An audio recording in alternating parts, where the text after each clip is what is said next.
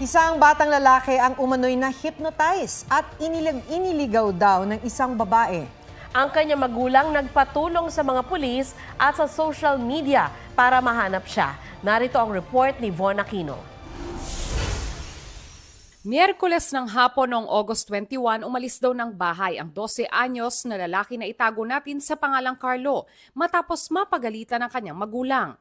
Labis ang pag-aalala ng kanyang mga magulang, lalo't diagnosed si Carlo na may ADHD. Siguro po nagpanik po siya. Hinabol pa po siya ng lola niya kasi lang po hindi na po siya naabutan. Na maghating gabi, nagdesisyon silang i-report sa San Juan Police Station ang pagkawala ng anak. Since na hindi pa naman 24 hours na nawawala yung bata, nag-advise ng mga investigador na magdala ng pictures, bumalik uli. Kasi para mai-distribute natin at may pakalat. Sabi po ng teacher niya, ma'am, sabi daw ng classmate niya, may nakita daw pong kasama na babae. Tapos po binigyan daw po siya ng turon. Nang mag-post at manawagan sa social media ang ina ng bata. May nag-text na po agad sa akin na sabi po, 5 PM daw po, nakita daw po nila sa Cubao Farmers Garden. Dali-dali po kami nagpunta po sa Cubao ng mga 2. Inabot daw sila ng alas 6 ng umaga ng Huwebes sa paghahanap pero bigo silang makita si Carlo. Saka lang nakita ang bata nang bumalik ang kanyang ama sa Cubao 8:30 ng umaga. Puro grasa na po yung mukha niya, yung katawan niya, yung paa niya, ma'am. Tapos gutom na gutom po siya. Wala raw maalala si Carlo sa nangyari maliban sa pagsakay niya sa jeep. Na-hypnotize po siya. Tapos sinakay po siya sa Antipolo, ma'am. Mukhang niligaw po niya yung bata at kinuha niya yung pera, ma'am. Okay lang po. Happy ka na nakauwi ka na ng bahay? Opo. Isa sa ilalim si Carlo sa counseling ng CSWD para tugunan ang trauma niya dahil sa nangyari. Bagamat nakauwi na si Carlo sa kanyang mga magulang, iimbestigahan pa rin daw ng San Juan City Police ang nangyari. Von Aquino nagbabalita para sa GMA Integrated News. Naungkat sa Senado ang posibilidad na nakaw din ang identity ni Sheila Guo. Dadalhin naman si Cassandra Leong sa Women's Correctional matapos ma-cite in contempt sa Kamara. May report si Salima Refran. Tila nairita mga kongresista kay Cassandra Leong na inaakusahang incorporator ng Lucky South 99 Pogo nang humarap ito sa pagdinig tungkol sa mga ilegal na Pogo. Tumanggi siyang sagutin ang mga tanong, kahit yung tanong kung saan siya nagkolehiyo. Ang sinasabi ko po is right to remain silent po. Hindi po self-incrimination. You are cited in contempt and you will be detained. Dahil dyan, na-cite in contempt si Ong at idedetene sa Women's Correctional. Pinakakasuhan na rin siya ng Department of Justice ng obstruction of justice para sa harboring, concealing at facilitating the escape of a criminal offender. Pinakakasuhan din si Sheila Guo ng paggamit ng false Philippine passport. Sa pagdinig ng Senado kahapon, inamin ni Sheila na sa China siya pinanganak. Ibinigay daw sa kanya ng kanyang kinikilalang ama ang Philippine passport. Nakuhanan din ng Chinese passport si Sheila nang mahuli sa Indonesia noong nakaraang linggo. Jiang Mier ang pangalan niya roon. Pinakita ni Senadora Risa Ontiveros kahapon ang NBI record na Sheila Guo rin ang pangalan, pero iba ang mukha sa litrato. Kaparehong birthday sa Sheila Guo nakaharap namin kahapon sa hearing, pero ibang tao ang nasa photo. So parang doon kay Alice Guo din, stolen identity na naman ba ito? Ang nakapagtataka pa raw, kapareho nito ang address sa Quezon City ang kapangalan ni dismissed Bamban Mayor Alice Guo. Tapos, November 3, 2005 din nag-apply yung Alice Guo na yon ng NBI record.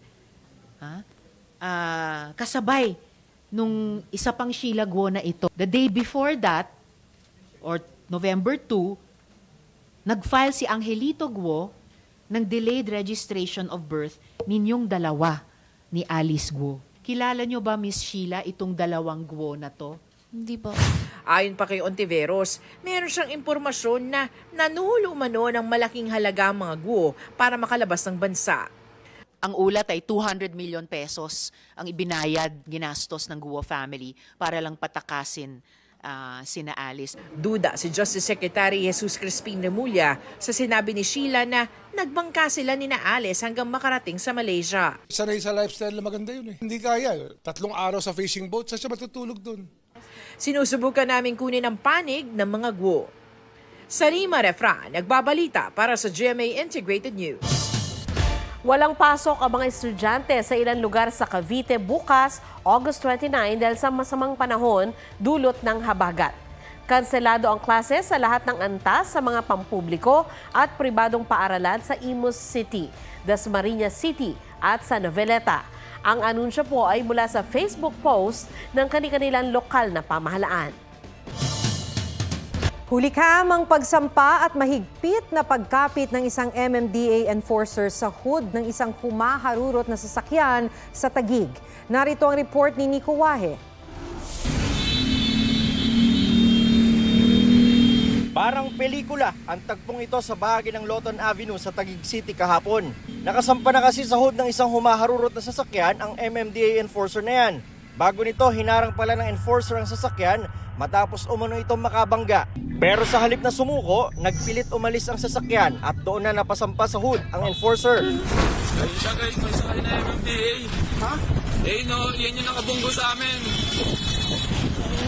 Sakay ng MMDA sa harapan. Huminto sa isang punto ang sasakyan, pero ilang sandali lang ay humarurot ulit ito.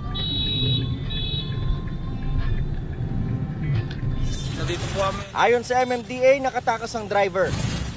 Nai-report na ito ng sangkot na enforcer sa tanggapan ng MMDA kanina umaga. Nakuha naman daw ang plate number ng sasakyan.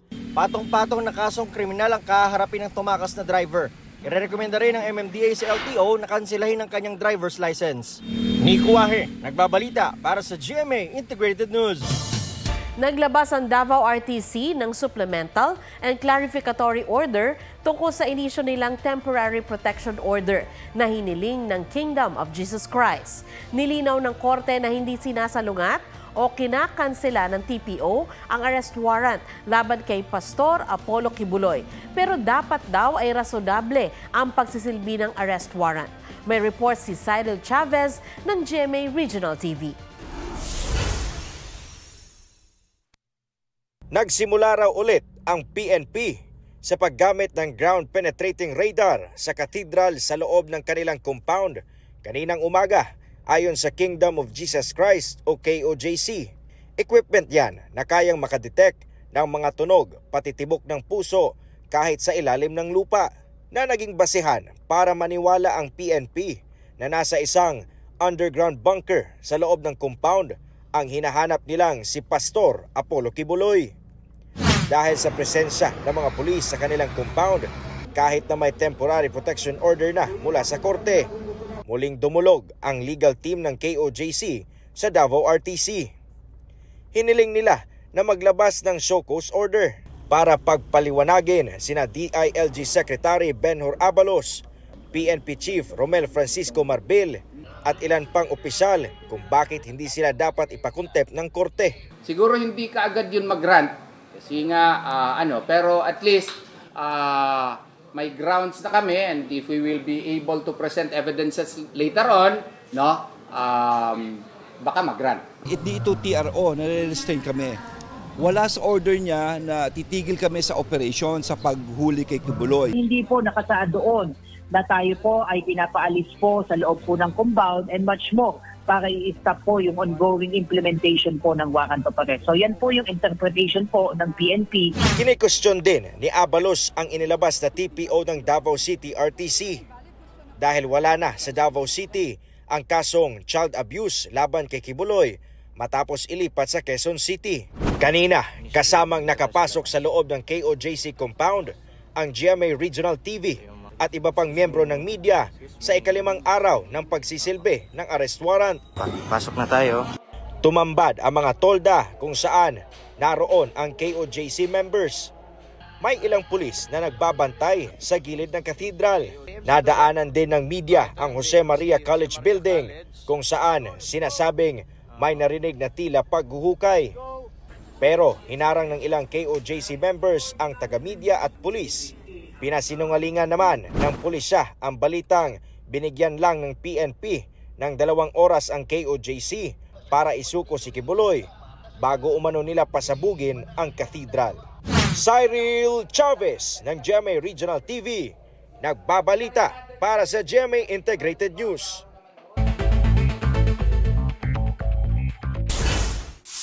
TV Director Jojo Nones pinalaya na ng Senado matapos i-contempt sa pagdinig kaugnay sa umano'y pang-aabuso kay Sandro Mulak. Nones humingi raw ng paumanhin kay Senador Jinggoy Estrada sa kanyang ikinilos at mga sinabi sa hearing.